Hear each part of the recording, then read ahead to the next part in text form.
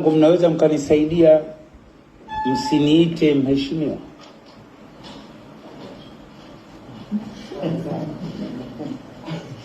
Naomba hii mambo ya uheshimiwa baadaye inakuzoea. Ukikosa siku moja unaona kama vile watu wakikuta jina wanakudharau. Niwaombe katika kunitambulisha kokote pamoja, najua kisheria diwani na mbunge ni waheshimiwa. Mimi ningeomba walau yani ibaki labda katika level ya vikao, lakini huku mtaani ningebaki na Haji kuliko kuitwa mheshimiwa. Sije kanipandisha siku moja makwapa na mabega.